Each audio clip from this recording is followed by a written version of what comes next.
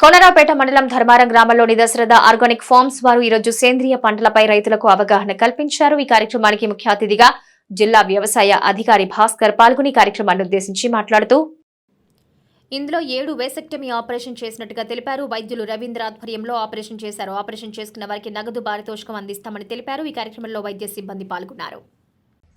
అంటే ఒకసారి అలవాటైన మారడం చాలా కష్టం, చాలా అంటే చాలా కష్టం. ఎందుకు చెప్తున్నా అంటే నేను సేమ్ దీన్నే పైకి